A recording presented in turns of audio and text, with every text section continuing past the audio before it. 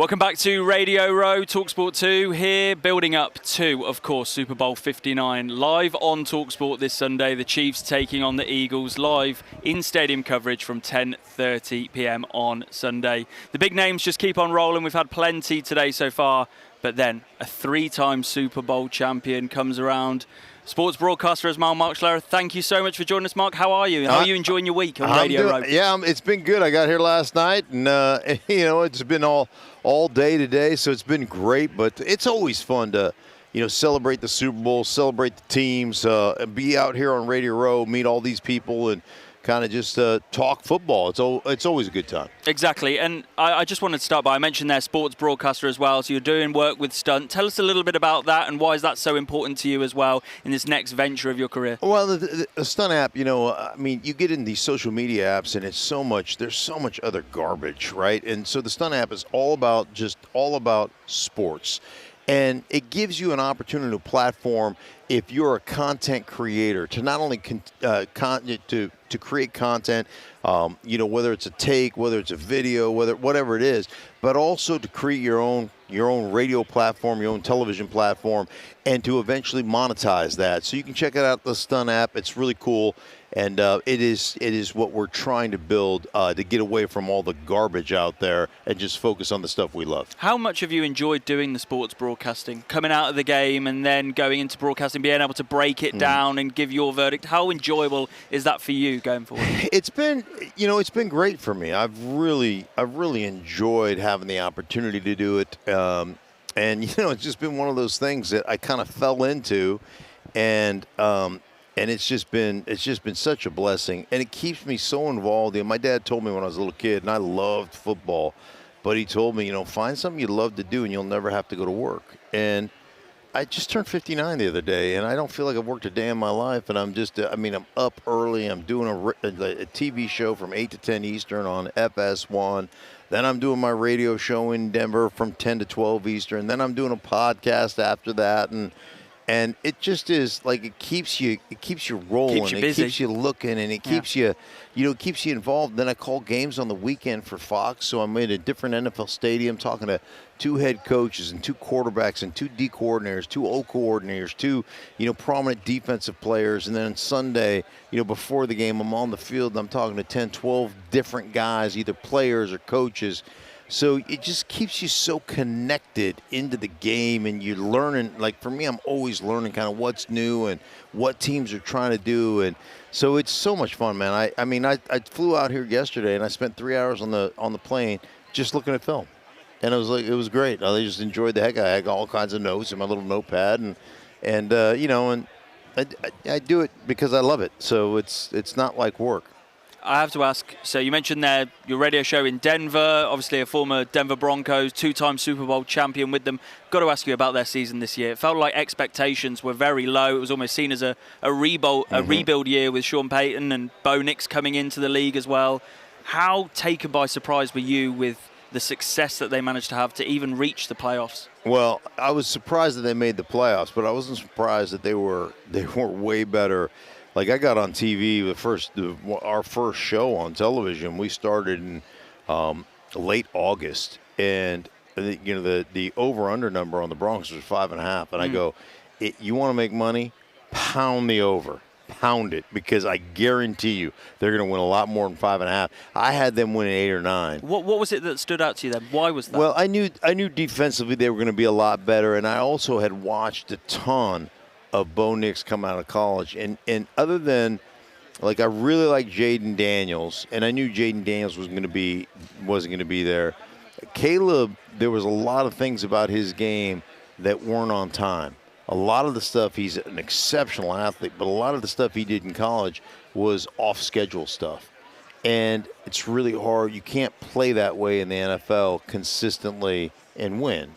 You'll make more mistakes than you make big plays. And so I wasn't sold on Caleb coming out. Not that I don't think he can be great, because I do, but I wasn't sold on the way he played throughout college that he was going to have a quick transition. But Bo Nix was so on schedule all the time in that Oregon offense that he was the guy that I really felt good about. And then I sat down with Sean Payton and I talked to Sean about their evaluation process and what they went through. And that convinced me, talking to him and having him sell me on Bo and all the different things that they went through and all the different conversations they had and all the different, breakdowns that they had. And you're like, okay, like you guys are really confident in this kid, and it matches what I saw on film. And so then I really had a sense that they were going to be much better. They need to run the ball better. They need to improve some players around him, but he had an exceptional rookie year. Well, I was just going to ask you there, in terms of building blocks moving forward, you mentioned there they need to run the ball better. That was a real struggle for them this season. And then it just feels like they have really set the foundations going forward for another positive season next year. What is there anything in particular that shouts out to you? Maybe some important moves in free agency or getting better on that, the offensive line, or is it in the defense? Where are you seeing a potential hole that maybe needs adapting to help the Broncos get to the next level? Well, I think one of the big things, and Sean always talks about having a joker, and his idea of a joker is a guy, tight end, running back, that can do multiple things for you. That's a matchup nightmare. So, for instance, if it's a tight end, a guy that can play, in line, a guy that can play in the slot, a guy that can get outside the numbers, a guy that dictates coverage, and a guy that dictates how it makes you as a defense decide how are we going to play this guy. We're going to play him in little people, we're going to play him in nickel or dime, or we're going to play him in big people. And so then you can say, okay, you play us in big people, we're going to run routes on your ass and we're going to beat you that way. Oh, you played little people, we're going to line up and condense and we're going to beat you up in the run game, right? And so they really, and Sean's a big believer in that. And you talk about guys like Kamara and Shockey and some of the guys that he had over the course of his career in New Orleans that were difference makers in that way. So that's something he really wants. They've got to get better in the run game. So I think those are the two things offensive that they need. And then they need some middle of the field help on the defensive side of the ball. So they need a dynamic playmaker at the linebacker position, a guy that can not defend the run sideline to sideline, guy that can play man-to-man coverage in that linebacking core, and then a safety that's a middle of the field eraser, a guy that can make up ground, a guy that can play in that deep middle and get over to the edge and break up a pass down the sideline. So like those are the things I think they need, and I think that's exactly what they're going to go after. You were also at Washington, so I have to ask you about a stunning season for Dan Quinn and what they were able to achieve. You mentioned quarterbacks, and Jaden Daniels really shone on the tape, didn't he, in terms of the impact he had on that offense. One, did you see that one coming in terms of the success they had? And two, where's the next step for the amount of success that they had this season? Is it almost dangerous going into next season? We've seen so many times that, C.J. Stroud, for example, had a phenomenal rookie season and then did have his struggles potentially this year. Do we sort of need to maybe rein it in terms of our expectations on Jaden Daniels heading into year 2 next year? Yeah, well, I think everybody, will dissect what they did well, and have a plan for that. So you've got to build off of that stuff. Certainly, injuries are a big part of that. Can you stay healthy? All those things. But Jaden was incredible. I did not see that coming. And and I always say, I told my son when he was drafted to play baseball, I said, just because you play a pro sport doesn't make you a professional, and you got to be a professional. And Jaden Daniels is one of those kids that is just an absolute professional. He's a football junkie. He's always working on his craft, always working on his game. And so that was really exciting to see that, right? Really exciting to see him, be that involved in that in depth in what he was doing. So I was really excited about that for him. And then, ultimately, Washington needs some dynamic defensive players, and they need to get better on that side of the ball. And then you start to look and go, gosh, could you imagine a Myles Garrett? They've got a ton of cap space, but a Myles Garrett going to Washington, pair with Jonathan Allen, pair with Daron Payne. I mean, that would be one of the most formidable defensive lines in all of football. And so you get a couple of players on that side of the ball, and in that secondary as well, and really good things are liable to happen. So they've got a lot of upside. Yeah, a lot of upside. And I will tell you, Jaden Daniels is just a professional freaking football player. He's a great kid, but man, he is completely committed to his craft, which is really cool. Final question from myself. Really appreciate you joining us, Mark. Obviously a big game this weekend, Super Bowl 59. Chiefs looking for the 3-peat. Eagles looking for revenge after 2 years ago. We've been asking people on Radio Row, what's the one almost matchup? What's that one moment that they're looking forward to seeing play out on Sunday, whether it's a personnel thing? A lot of people have been discussing, Mike Caliendo having to deal with Jalen Carter, for example. Yeah.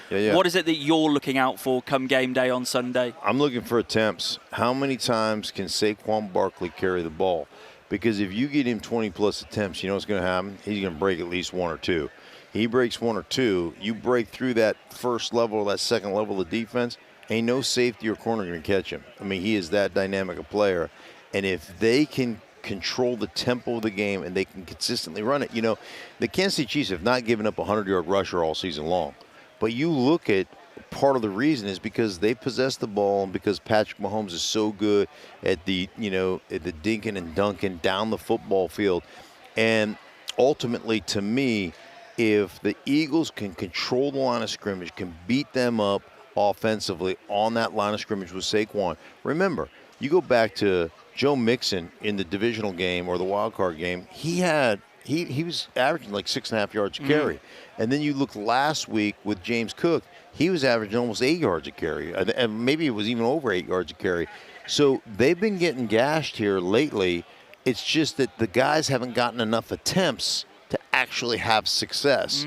And so attempts to me are going to be really the key to this game because one, Saquon he'll break one if you get enough attempts. Then two, if you get enough attempts, you know who's standing on the sideline? Mahomes. And I don't want that, like if I'm playing, I don't want that guy anywhere near the football field, right? I want him off as much as possible. So now my hatred for the Chiefs is going to come out. I don't want them. I was part of a 2-time back-to-back championship team. I don't want there to be a 3-peat team. I really don't. It's the history of it.